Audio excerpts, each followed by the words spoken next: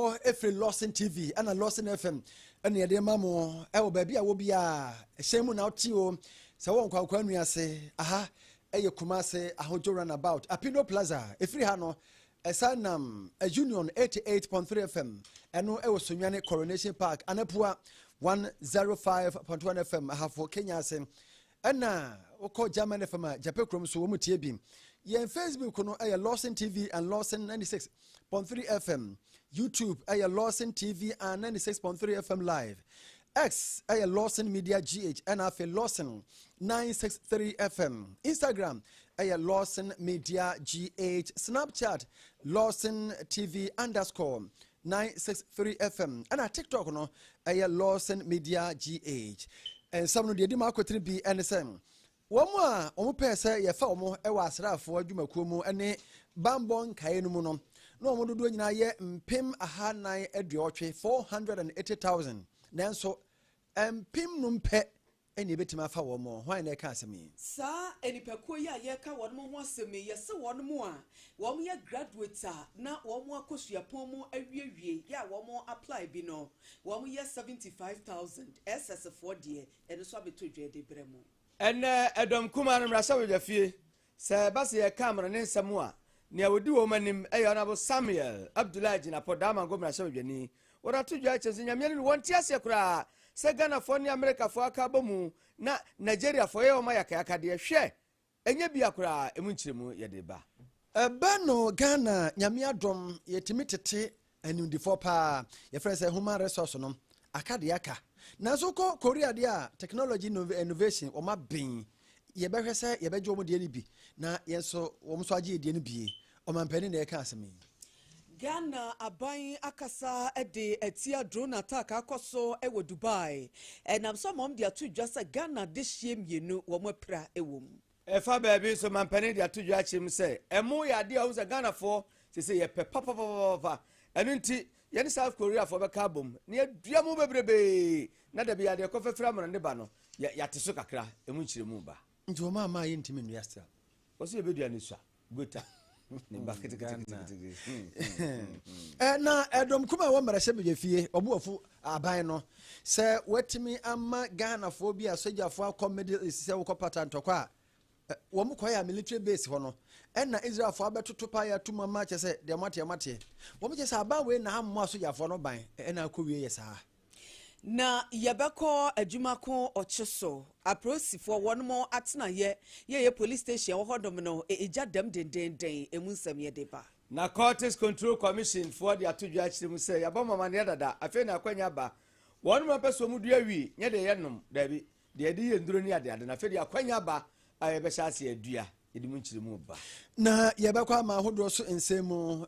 World Cup yebebo no monim se Iran wo mugiremu dende de omo kobi omo kwa America mamu wo mutene ne America fo anya ayi wo mekwa na so omo nko ye ne sports minister edi sa asem ho nkomo anwumere anya na eja krokon Poplio wo de atudwa chem se ne ya papa ne ekoso Israel ne America fo ntemu a wo ne Iran fo de abani no wose ma ene nkwada ne nkokorafo apemfo wo mu wuo no eye ne yapa emu nchiremu ye de brem ensam no ebika ye no ne nyina nchiremu ne beba yemfa sedama 3p garlic mixture ebusuya yaka che open se eye garlic nko a ene de 3p garlic mixture no obi biara wo pressure afi wo menstrual problem ma no o sugar no high sugar level bomodin why kese ama abroso onsa tight titiriti stroke na ha wo asthma eduro beboa wo 3p garlic mixture eye papa kuma se ene Ghana ba bia o se 3p garlic fre 0248 92 8824 Diamond Scientific ene de donek abadwa so donek ne ye bema biara obetima gira ona so pa wo mpamu a eye donek ene beboa wo wo pese hunsu eba no so emupi na etimi ewo maya eye donek wo sisi yare no donek ne beboa wo afi wo pese wa adwene de eye pa eye donek wa woni atenka wo so adwene so tentem eye donek eye pa wo ko na ko pibito ba bia obenya donek ato 0246 72 76 77 na yaje so ya wa hyen bia ye ton me se sa hyen amede tudwa yi se obeto ye de no eye che se obekwa abonten se me kwa akoto bi abonten de ne bo na de papa The that's way a Toyota Land Cruiser, yeah, ton a jet them for sale. Ye Chalcom. The movie a Ferrari, no. Ferrari car, a friend said Ferrari, a car. The that's way CA and also a Lexus. The way the Bolt to Nibia, and the Bolt, Lexus, a friend, the Bolt, and no. And the that's way a Escalade, hey, Escalade, no. And that's way. Aha. And a G-Wagon. And so Ababa Tosono. It's about when a Jeep Mbua. Aha, when a Jeep no. Jeep in the when a G-Wagon. Heading I at home. Miami Diana Metombina. Yeah, Jemu for 4. Aye, okay. Lawyer will be our personal town friend. 0242 044 695. Na Yenmuniko. And you are suffering a center, the Edmund Grassy doctor, no say. Young can't hear himself so also tear pressure and how was it there, how warm with the brusso. Oh, and Kofoko check a credit, you do walk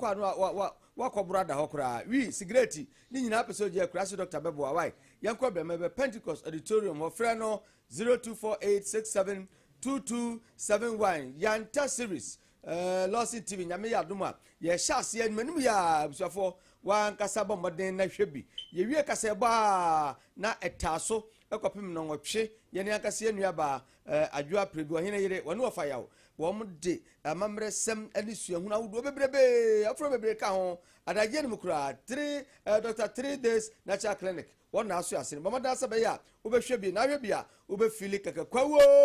observe, you could Jamaha, that Jenny Pusokra, when Yamea Dumua can see the Abacoso, Timakuma Kubese, Duncian Asiamu, when we. Tell the planet, dear master, at a Yenmukra, Yejamua, Copin Quasiada, and Tinamadiana, Coswanity, Nashe, not quo.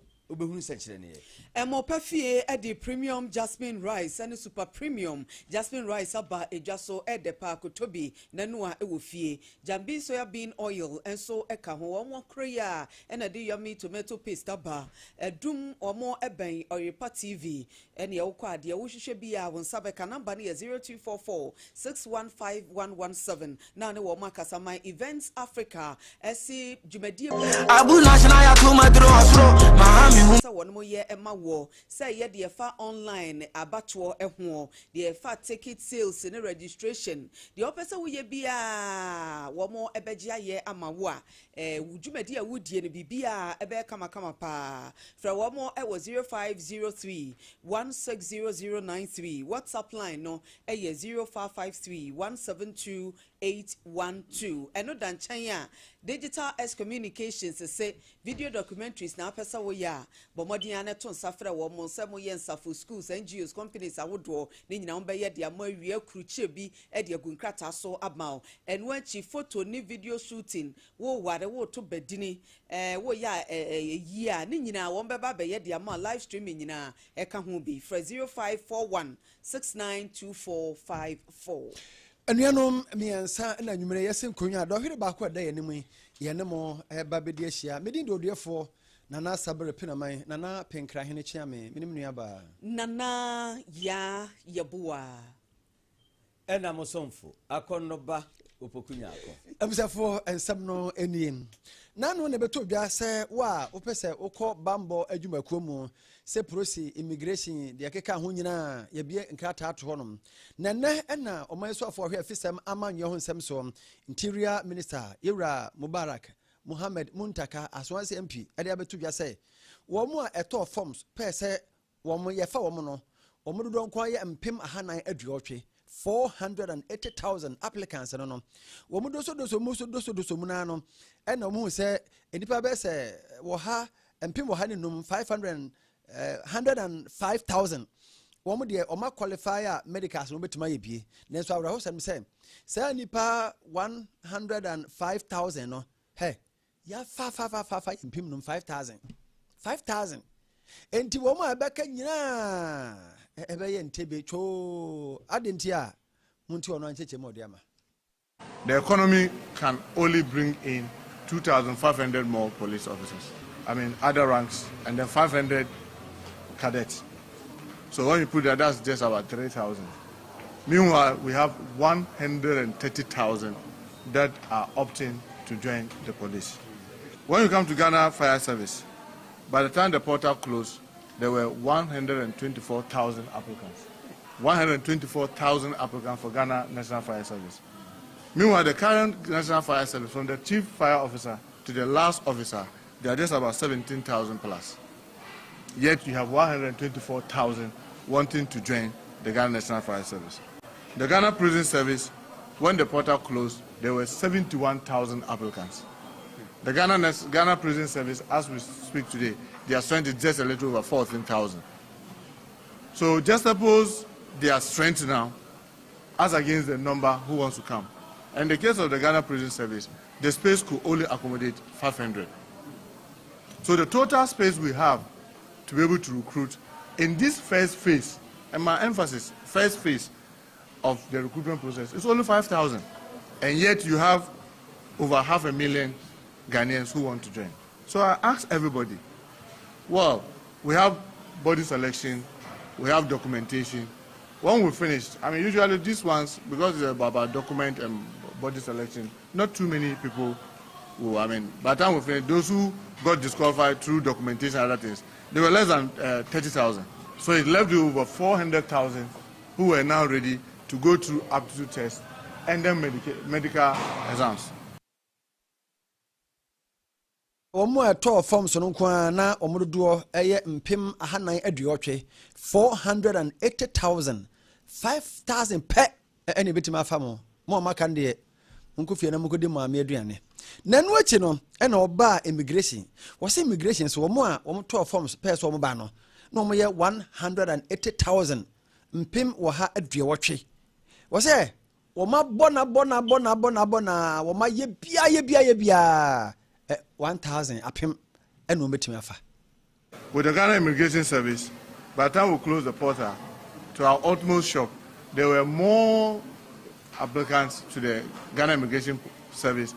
than even the Ghana Police. The total of over 180,000 young men wanted to join the Ghana Immigration Service.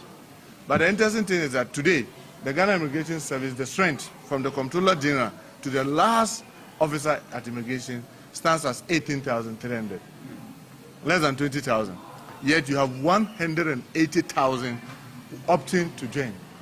And unfortunately, because of the space, the fiscal space, we could only have a space for 1,000. We could have space for only 1,000. Ebusia,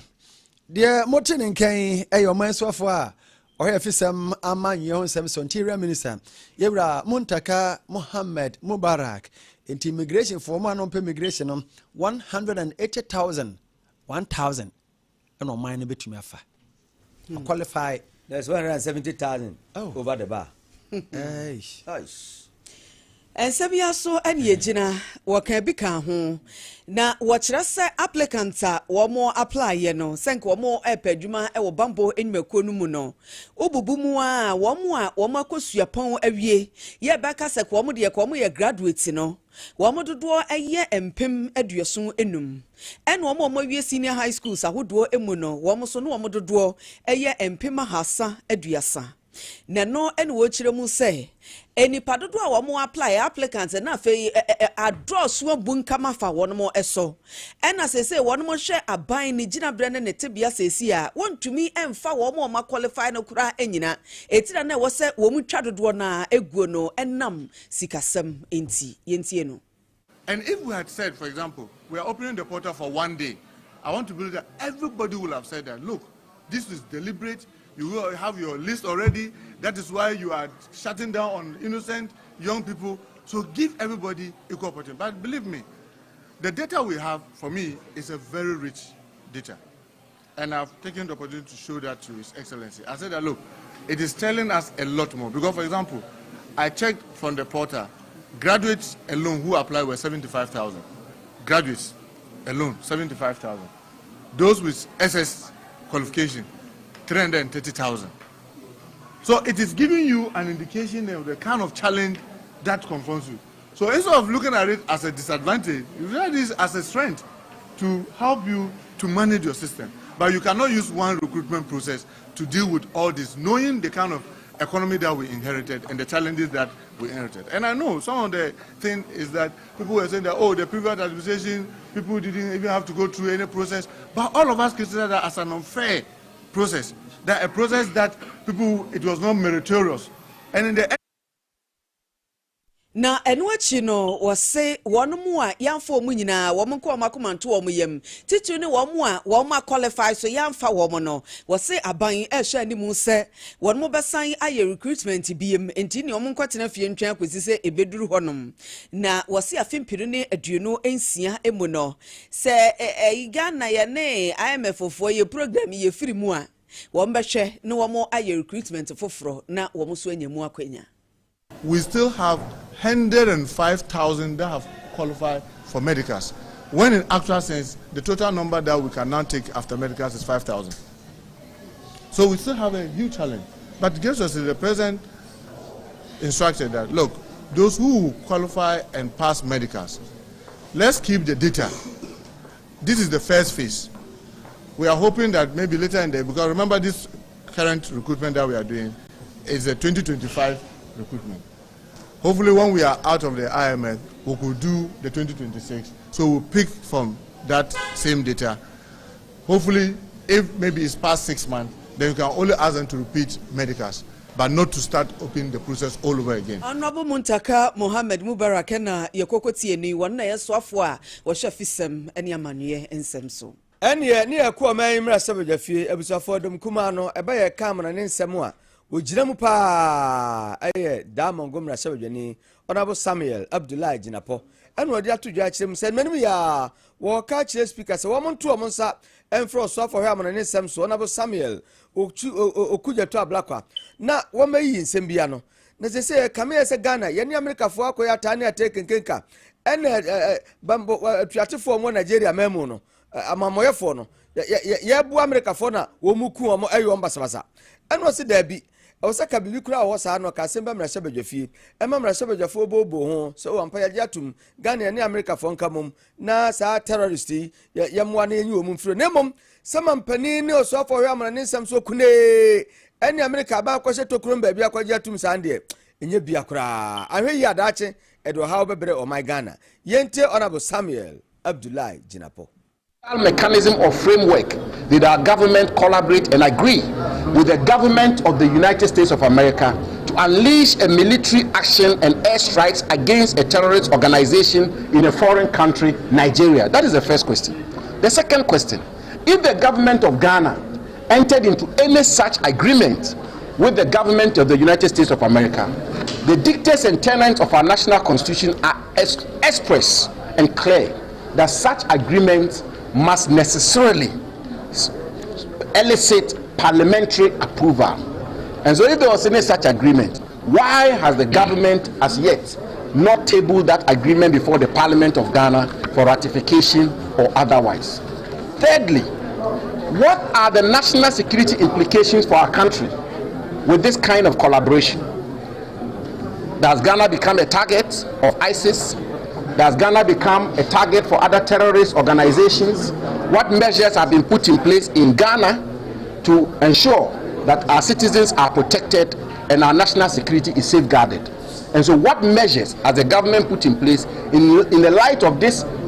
extraordinary disclosure by the foreign minister, a very high-ranking official of the government and a member of the National Security Council of the government, that our government, on the blind side of all of Ghana, the media, civil society, parliament, and other stakeholders in our country, collaborated and cooperated with the United States in December last year,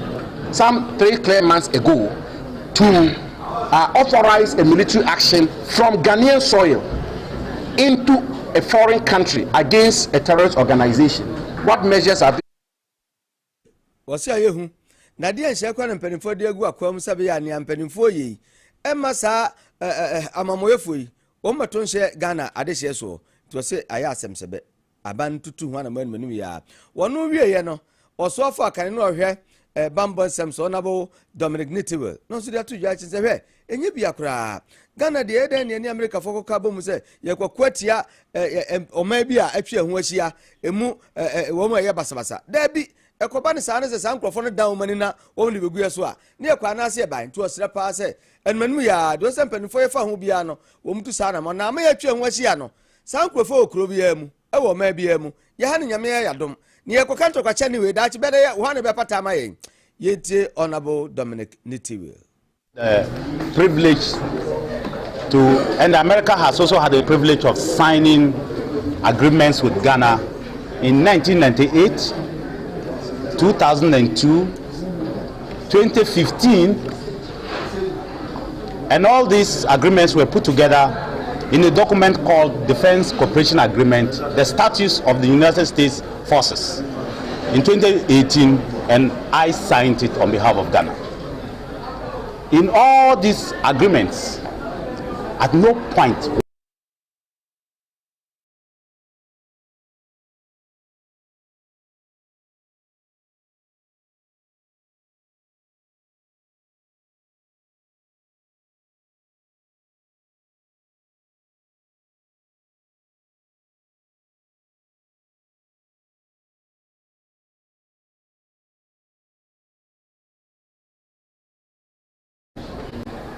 for them to launch any attack, you will need the express permission of the government of Ghana, particularly the president. Unless the foreign minister is telling us that there is another agreement that has been signed between 7th of January 2025 and now, what he has disclosed to the world poses a serious risk to you, the citizens of Ghana, and to Ghana as a whole. We all want to help fight the terrorists. We all want to quench it. And we partner with various countries, including the United States. But no government should be allowed to ask a foreign country without a formal agreement to use our territory. Honorable Dominic Nitiwe no wase wono kura na breso mfiem pimienu ne edunwotwe wona gina Ghana na mu sanye eya pamo a eda wonemum se wo ba betina obi mamu na wakwaku atia obi wono mamu de dabi ende esabe enya ne kwanso kura no ntien manum ya anomotu ampanifo tufa no omfre Honorable Samuel Kuyeto Ablakwa emra shabe gafie no mechechirem de ntia wo matu anamone a etisa na mrase begefie ho a na edom kuma no omona no nafo ye osahene Alexander kwamena afanyo marking ene wono so ne nsantwafo akasa omo so hawo ne sen mbaka ya nansen na Ghana asrafo bi ekom Middle East ya womo kopata ntokwa na babia na Ghana fo wo no eye Ghana peacekeepers no asojafo no no omu ya ne se Israel fo ne jai topa ya ba betum ama Ghana asrafo no mote de totom prepra ya na no na edonkuma na kyerese abanwe no na wanfa Ghana asrafo no wanfo mu serious ebio wa manani anku wo mo ho na oto wo mo asawram esanse na wo senka no wo bo mo ban how come say wo bi free ni mam na wo kokobo ban as peacekeeper na afedi ono mo ne ba be kuno wo bi man so wo se enye ne sa enti omo no ye United Nations Interim Forces ya mo Lebanon na ura Alexander Afenyo Markin achese aba we ni emfa sobo nyina emono. Mr. Speaker, on a true state of the nation, we expected, Mr. President, to talk about the suffering of our soldiers in peacekeeping. Mr. Speaker, we are aware of their predicament, the bombing in the area that they are. But Mr. Speaker, the President has not spoken about it. None of his ministers has even had the courage to come to Parliament to address the nation on this. Mr. Speaker, we, the caucus, the minority caucus, hereby say that, Mr. Speaker, we are with our compatriots who are in Lebanon. We share in their pain. Those who are injured, we wish them a speedy recovery. And we urge government to take steps in ensuring that the necessary support systems are in place, the proper diplomatic channels are engaged to protect our compatriots who are on peacekeeping in Lebanon. And then, Mr. Speaker, in Burkina Faso, what happened to our market women? 8 of them killed. No concrete steps were taken to help the families And Mr. Speaker, again, we say to their families, we mourn with them. Mr. Speaker, we stand with them, and we expect government to take steps to support their families and not to abandon them. And here it's ye Alexander Kwamena Afanyo Maken Honorable na ona ye edom kuma wa marasebe jefe no da wo ma no ne ba ye na chi no ena edom dodo no omona no nafo yewura Mahama Ayarega ebeyi na no se Kwamena ye nya botre se ba wo kan yo ha hamani atetem nyina no abana take steps dadada. The president delivered the sonar on the 27th of February. On the 27th of February, and America and Israel attacked Iran on the 28th. A day after, how could the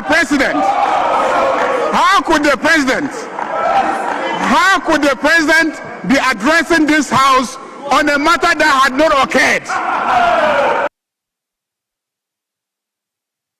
Ye edom dudu a wo marasebe dwefie no omona no nafo no Honorable Mahama Ayarega na ye komarasebe dwefie na mode mani akohuna de na mosa TV aka ho ebra edom kuma ne ba marasebe dwefie no wo mode bayere se tie nie punna esum ne sen mama bayere di ni bi nka ho na se wa dia maoba ni nyina ka ho dente eno mode kokoo so ka ho kokoo no no tete kwase de no debo no tente no na no de oya ya abefo de no ani nyina kura wo mo na so mo na mo de ba amara se beje fie ho.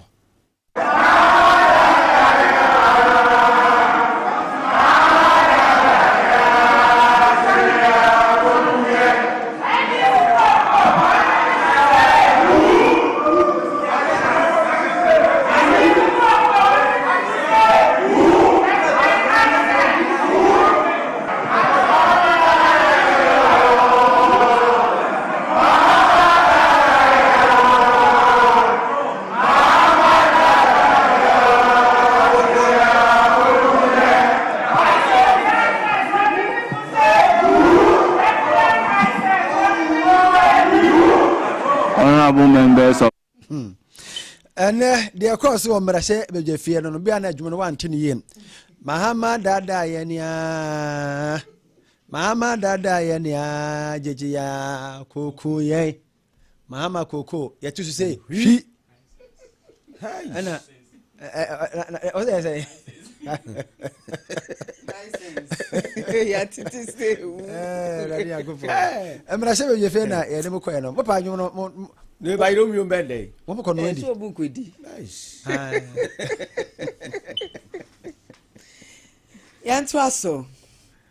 Na abayin na abekasa etia drone attack akoso ewo Dubai International Airport enam so ama enipa mienu epra ewo muo na sa nipa mienu no wonmo eye Ghana adehye asemisi eneya na mo fa ncheme yeah, one more esham no ne ensam so wo mo na edisansem wi ababetu dwa no wo se Ghana adehye mienu no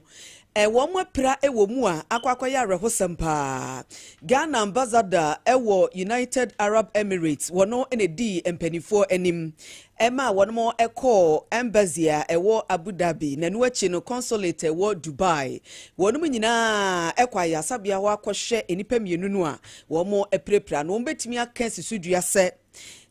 tebia na wono mo ewom no eye non critical na chese enye de eboro so a won betimi ato anananom ewo ensiedo won ho beto wo mo enmanimu ya na so ni nyina mu no aban no ese wo bekoso a abo Ghana adehye eho ban ba bia omo bi a ewo wiase afa na nyina na ye bo won mo ho ban no so no na adehye na wo mo ya Ghana fo mo nkrofo ama hodo so no wo mu tie enhyehye ya omo man Ghana mpanifo di gu akwemu anase aban no atena ye wo man kro na omo so no wo mo ntantie hyehyɛ ya wo mo di gu akwemu ema wo mo ne koba se wo mo kwa ahoyehia mu a wo mo ahukwan a wo befa so a wo mo ho ebetumi ahenhan wo mo na bibia enso etumi akonkan edi ministry no wo no mo ekyɛ se wɔn de sɛdeɛ asɛm wɔ yi aba no ɛho updates wɔn de bɛma Ghanafoɔ ne ehunu enipa mmienu na wɔn apira no sɛdeɛ wɔn te bea etie.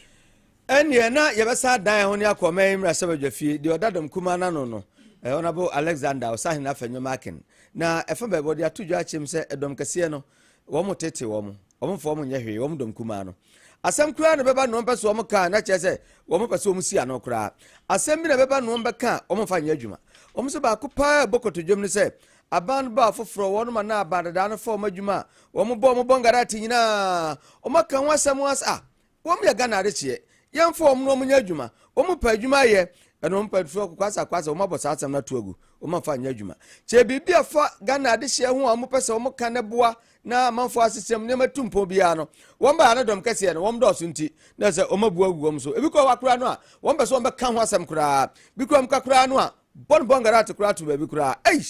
asɛm na ne nyan yɛntie honorable Alexander Afenyo Akin. There was a letter from the chief of staff directing that recruitment that took place after the election should be terminated. However, state agencies decided to go back to 2017-18.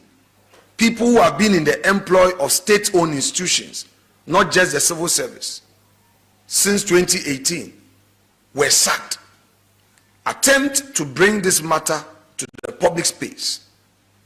remains frustrated. The first was a preliminary objection by the majority leader, and when we filed an appeal, though the appeal motion was allowed, but the debate is still in abeyance. The motion was moved, seconded, and one contributor was taken. It's been 8 months. It always appears on the other paper. We are unable to take it. Why? A motion was filed in good faith, in accordance with the rules, in respect of Bank of Ghana and the Gold Board. Since December, same was admitted and advertised on the other paper.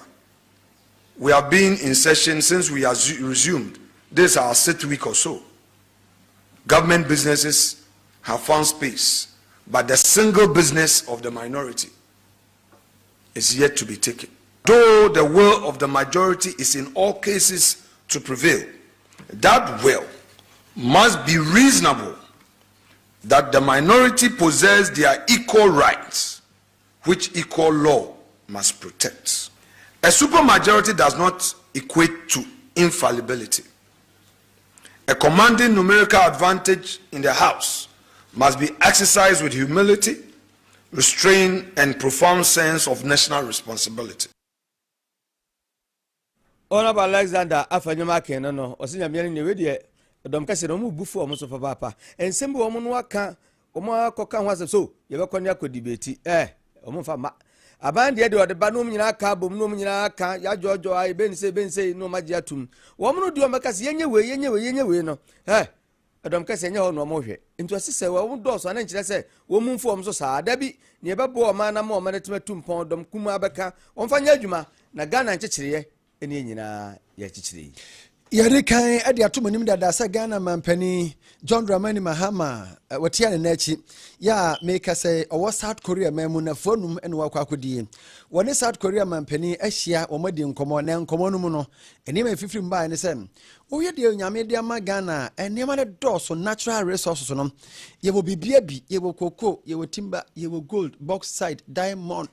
eso so sabio ye te ho te said odwan ede semena ho no ye ntwe fa nya hwe na on the ohun say ye kono technology and innovation pa South Korea for ben and say de be ya ne say ye betete anese for ne doctor for ne ho nkro ba no ye de akoma omo na wo so edom nim de na ba ma ye technology and innovation na koko kra ye dua yi ya kakra ye tima nya ye koko leke kakra ya ye koko bata ya ye timi srasra enje be tonton nyina wa amanane and say ne South Korea Ghana has the natural resources and human resources, and Korea has the technology and innovation. I believe that we can bring these two together in a win-win partnership. We like to add value to our products. And I want to thank you for the chocolates that you gave me. We enjoyed them yesterday. And I'm happy to note that I also brought you Ghanaian chocolates. And so we can enjoy the sweetness of both chocolates. Because of climate change, we've had some issues with the production of cocoa. And as a result of that, a few years ago, there was a decline in cocoa production. And this year, there's overproduction. And so cocoa doesn't have a stable price, it keeps fluctuating. And so we want to create a situation where we can add more value to the cocoa by producing cocoa liquor, cocoa butter, for export, so that other businesses can go and make it into finished products. Companies are to us to say, idea one say, yes, if you cannot beat them, you join them. One said no, South Korea for the woman in dear pa, ye dear, ye head down ya isa.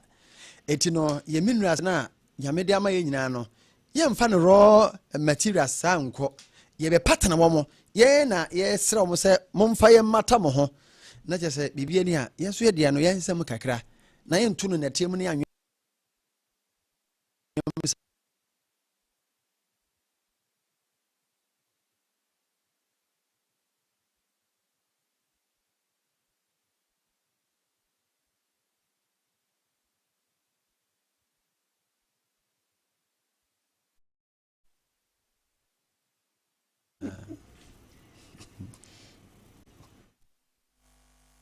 has been a strong seafaring nation, and the issue of piracy is of major concern.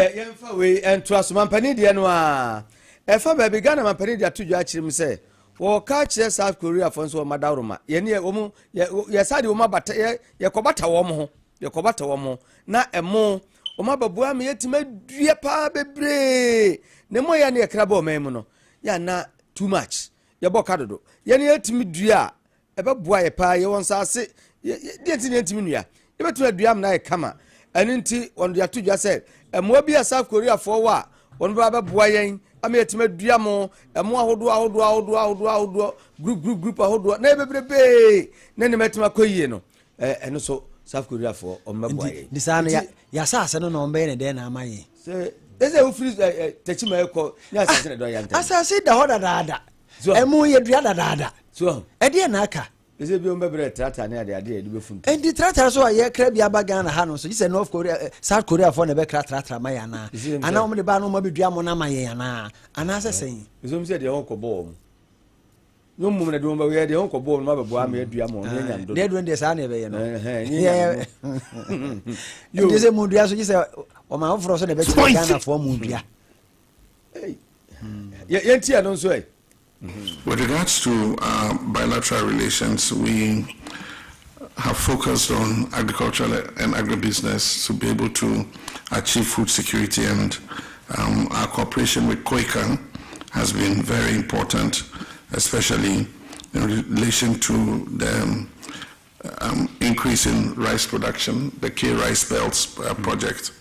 We're looking forward to the availability of the high-yielding rice varieties so that we can increase rice consumption, because rice has become a staple food in Ghana now, and we want to reduce the amount of rice we import. Africa has passed the African Continental Free Trade Area, which is a historic agreement that opens a market of 1.4 billion people. And the area is based in Accra in Ghana. And so we want to create Ghana as the hub for production and export into the rest of Africa. I'm paying to a more papa, a dibby near the big conqueror for Maso, near Yasika. A faber was out there to judge him Sabakua, and so in Kitaudia, Beden, South Korea for Tamanoso was M1 say, near Mount Robesemi and Sa, the kind Yensio so apostle. Bedu bebe so nkrofobia baposo wo mo pese wo mo ye basabasa ene ade ade nti ye bambofo no ye betire no ndo ma fa titiem ye pa na afei ewiem nsakra so climate change no so de ne ye de afa ho ena abafo kwantempon na ye fa so ye bibia so no sa no motuo no so ye no mu nyina be kabom na yakoyanim e ho so ye ntie Ghana mampani. Has been a strong seafaring nation, and the issue of piracy is of major concern to Korea, just as it is to Ghana. And so I'm happy that one of the memorandums we're going to sign is to do with maritime safety. The Gulf of Guinea is experiencing several incidences of piracy, and so we'll be happy to have a joint framework for cooperation on the issue of piracy. Has been a strong Ghana man penny His Excellency John Dramani Mahama, South Korea already same way na akotujwe. Eja ato ejumako ocheso police station enam so ama ahise edwerebe ene ayenso ewo enfifi mantem no emu na reporter eba no echese enipa no omo eben police station hu se ase wisie bi eba eti wisie na chi no ene omu sa fedie eja atomu achese ano den na ewose wo moto safre dumja adwumakuo eme wonmo eba eti adwumako enya na sie mansini mo fa commander ya wodi wo mo anim ba ye DO2 Kingsley Yeboa ene yedonhwere miensa na police station ye da TV shi wonmo di edumja no wom wie na chese wo amfa pin kura wo ho bibia condemn wom se obi antoa nananom wonse dodie wom ma na wo duty sabre no wo mutimi epiepie ema obi aho anka na emom no se free sabre ye kro wo nya ba bi ntina ene wo ma ye adwuma dise ne ekosi police station foforo ene ye de ama wo mo na DO2 Kingsley Yeboa wone nsemchofo kasai yentie no Tiasempa ye yenu anoma enom adwuma ye police adwuma kuo no eja eto omo police station back where wo ejumako ocheso 19 hours no enya call efi regional headquarters omo boy amane say eja hwenhwen bi ato ejumako police station entempa na ye team no edu ho se betuma go boy nuanom no ba edu ono na eja no ano yeden eja no so na edu ceiling no ahia ebum hu utumi hu say pocket of fire say ja nakara edida almost all the rooms ya femu de say betumi aboa na eja no be so ano ba na bebia na edu na eja na no ye den no asay ejapade bebre enti yanka say edu ho 13-20 hours ena ye dispatch here 13-20 hours ena edu sin ho 13:42 ya femu dia ebo be 15:00 hours no etumi de eja no ano abras kakra betumi aboama enuanom police for no etumi esaka no but say na meka na eja na no yede nti eja no say ejapade bebre wo police station na me adom obi aho anka obi aso empra yes ejapade na enuanom police for no ahwe na nia yekwahwe ni sesie eye DO2 Kingsley Yeboa wono na fa commander ewo adwumako enyan esiem mansini mu yebefri ho na fe yakọ kwawu Afram Plains South na ho na akuafo ya omwo kwanim na omode atodwan yeka kwanim a ewo kwasi fante ne mpatam honom omo kire se uba mpatemu a ennua eho no yensi nnua ne fom kura wo mani kunua ne ho eye rosewood na mahogany na asoso sese no amafo bi egbo awura wo mkwaye mu no ade echi a yetwa rosewood ade echi yetwa mahogany ye de kwayedan yese ye wai ho ye de kwayedro ye kwayedan ye hibidie ama sese no kwaye ni nyina rosewood ne mahogany ne sa na esa adesrede no mosra aban se aban amamudi a obete dani no rosewood no ene mahogany no unya ba kupempo o memu ha no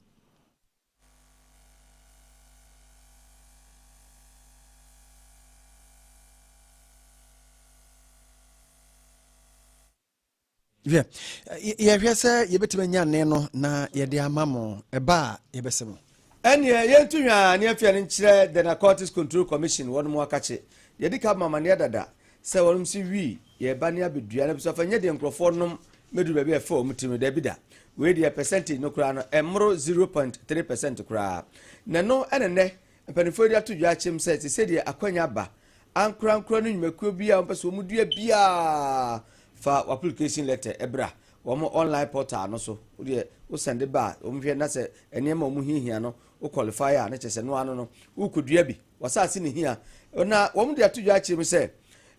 ne dua no wɔn ma akwan a wobɛdua wodua na ɛhɔ ano ma ba bɛhwɛ na afei adeɛ no ɛnyini edu pɛpɛ so a na afei ma nso ampa baabi a wadua deɛ yɛbɛtumi atwa ne yɛtwa ne yɛde afa mfidiem na yɛhwɛ ahwɛ sɛ o ampa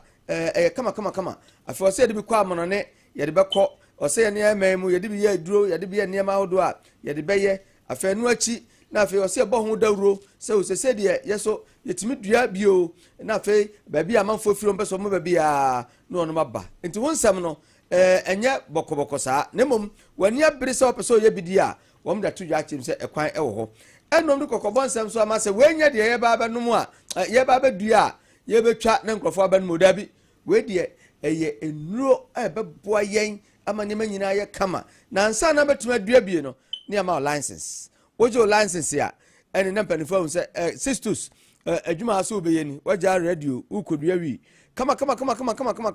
wasase nie aha na woyɛ no na mpanimfoɔ ani di wakyi enti wo nkɔhyɛ tokurom baabi sɛ wanya license na wakɔhyɛ kwaebiretuo bi na wokɔdɔda bi ɔsɛ mpanimfoɔ hu no mani di akyire ne nneɛma nyinaa ɛyɛ kama wɔn de ato dwa akyerɛ sɛ sɛsɛ de akwanya ba enyumakuo ɛne ankorankoro no mommrai yɛbɛgye mo so na moadua wiye bi kama sɛsɛ sister ɔsɛ ɔbɛkɔ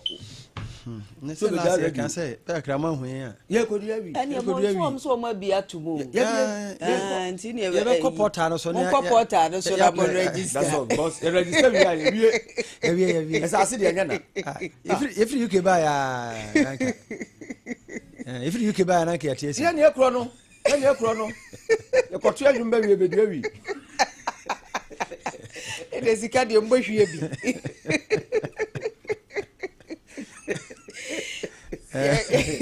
asabo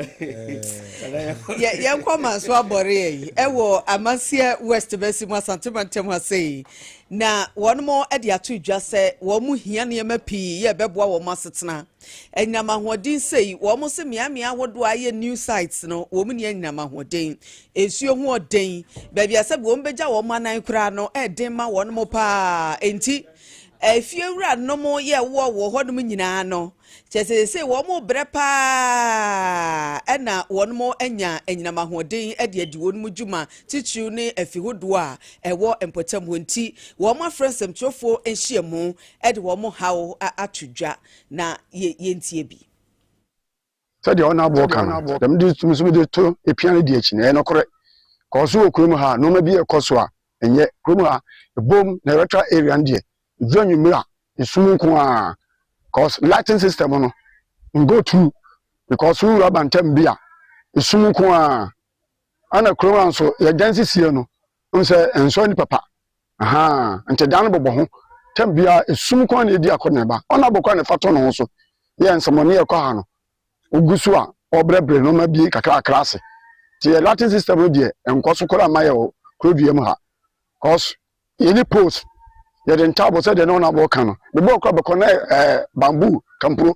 ɛne yɛtwa ɛne de ama wa yɛateatea bi bia tuntie ɔno ma bebre a ɛha yɛ sampasua so a ɛkɔ so a ɛmoa yɛ koraa na ne nyinaa mu no sɛ asanko good minds ɔmo no bɛtena yɛasase so a ɛbɛn kuro no pɛ a wodi firi abɔde kuro no mu ɛkɔ baabi ɔmo yɛ man no ɛnu bɛɛ sɛ 10 Omwo manso abore na yekwhwe wo mu assembly member ewo ebom electoral area blessing akwasi poku wono so editu dwa se empotam hono wonmo ewo mining firms akese ewo honom ya wo mo agensase a wo mo ye adwuma ewo so nanso wo mo asade ewo se wo mo ye makromafo no wo mo nye etise bi kura ebefa mabuna adwuma na niam bi etetesa ne nyina ebi nkoso na no so ha adwene ana esum kwa na wo kurodua we semu manso abole ha kuro from nka su sintere so ajaji kurum se nkuro 5 na mehwe so no de esum ko a ye wo DC ye wo MP ewo kurum ye sa wa anfo esa wo ha esa wa assembly members nso wa ha but ha nko na ye di wo mo sa kuro dua we sem manso abole mpeso an so because mo tu mani hwe nkronkro mu a che se po bia ni ha muhunu dia kan tabo nko na de zizi na adwetwe man ketenkete e de afa so na ebe sere ye mpanimfo Yes, so ye ka Ghana man no ho. Omo ntwom anim ra mehwe ye. Ewo ye nka ne asem no ho. Ewuye. Aboka ma wo kro so sei e chen no awu. Won se mo ba ye enhoma ni nyina sesansa fom. Ye de transformer abesia minim se transformer no ye de be yi agongon o se be ye de o. Esi police station minim se ya transformer na kwaye boni bi ne ya chen ne si wo se sei. Ye de aba besi wo. But obi enu won ma o de ho akade ye den. E bo aye. Abrante bi Ebom electoral area assembly member honorable blessing Kwesipoku ena yesheni. Obisafo arawo samu anwumire yate ne se ka bia aloduo boshan efuru party asan.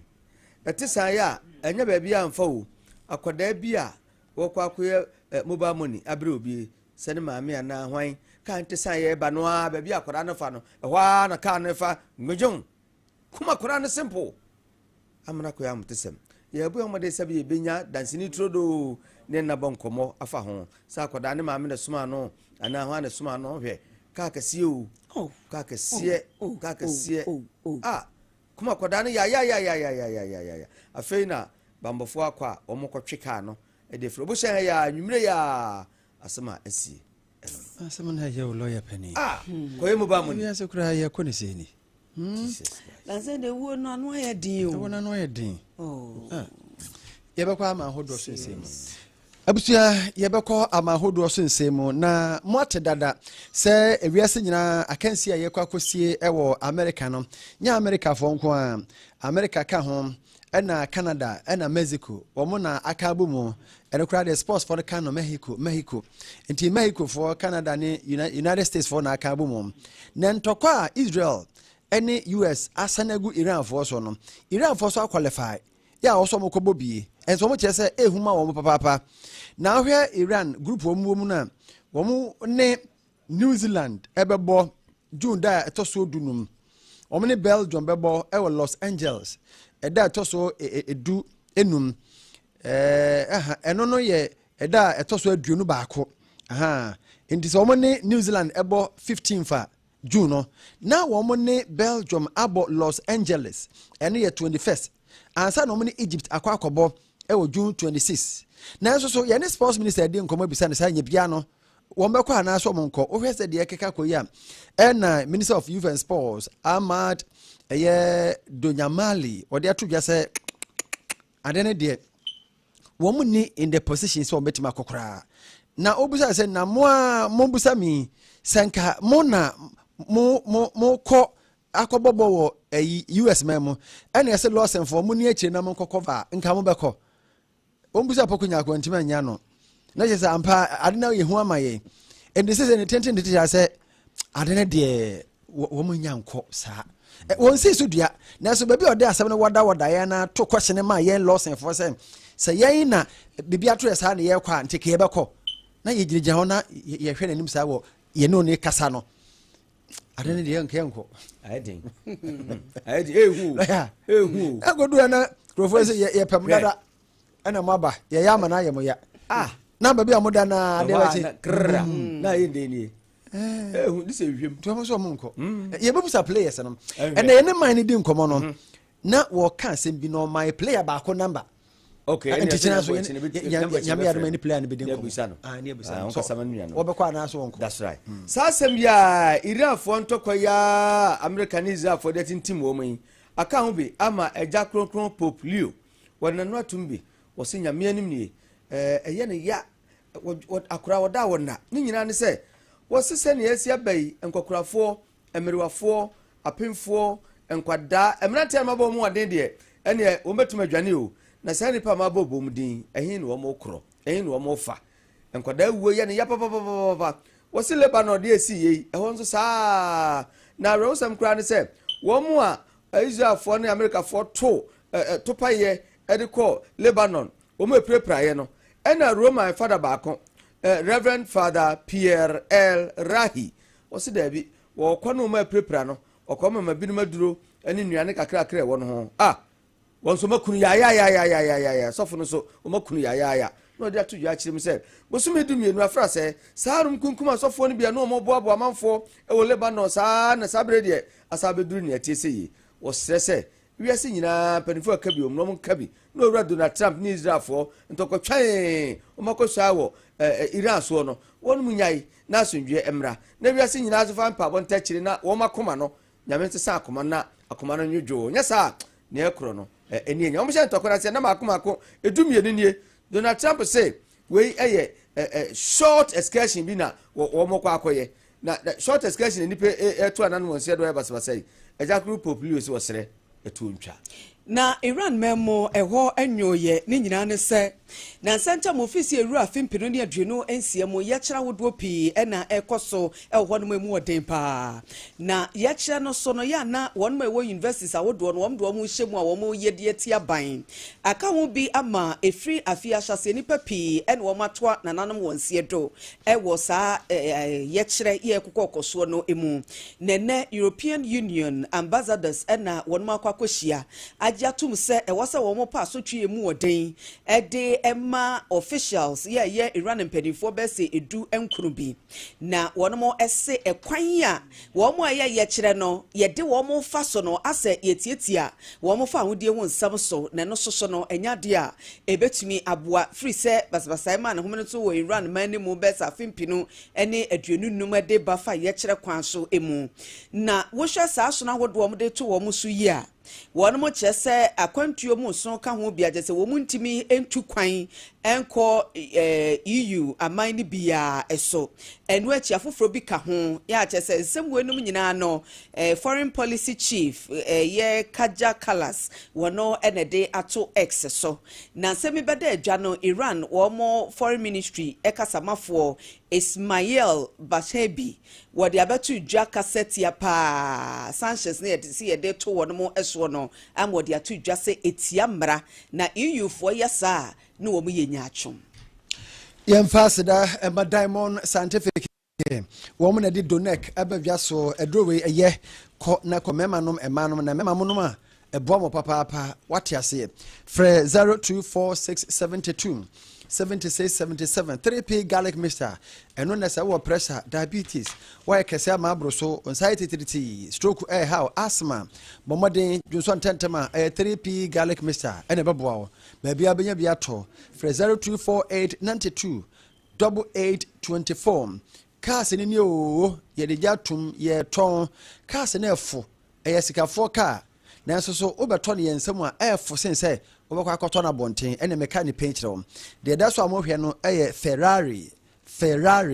car we ne friend Ferrari pa we say de no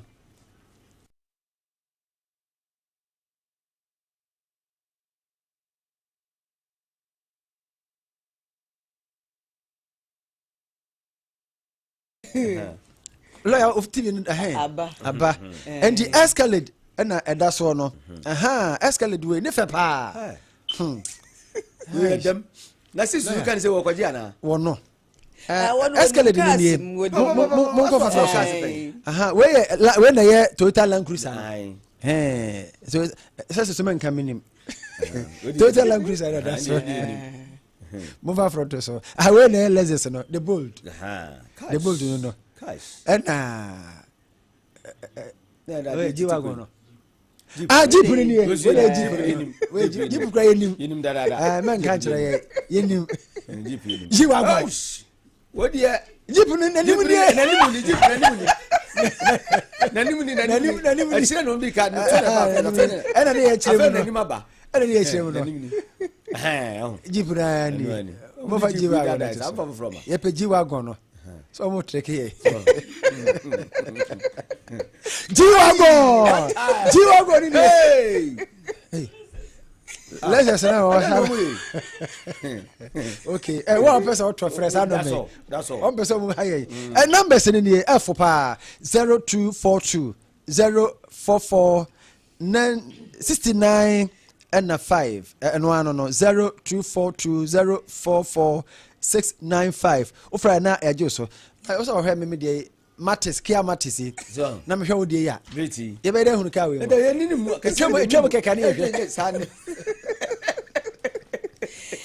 My Events Africa, say Yankancho say program be now be a conference na a sorry program na say e want to ye say e bi amo pesa mo ye online voting na won be ye ni nyina de ama mo na no ye fa pepa tenten kwotworo so enkwahwe sade ne ma ekro wo ye na pesa won sa abode no ogige no abefo kwan so a eno so betimi aye ni nyina de ama mo ticket sales ne registration ene ne ma hodo aka nyina My Events Africa ye de ama wa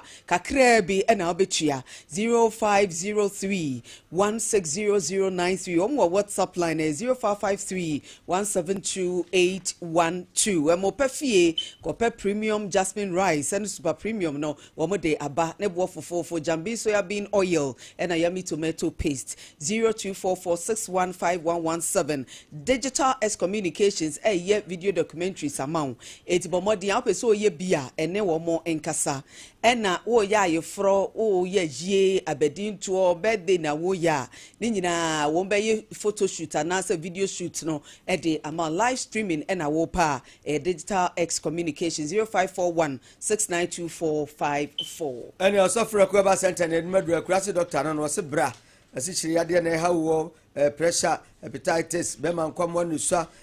usisi ni nyina fa beda no wo bebua ma ho ato kama frɛ no 0248672271 Yanta series Lawson TV for ya de bremo 10 kura bomodena sabe ya behwe yen ye kan ka se bowie ya kopem no ngotwe ye nua ba ohine yire adwoa prebe no ofa yawo enso momde ba enya no bi kura eni apa ahene sa asam nyina ma ye mensa abrampa sister session kakraba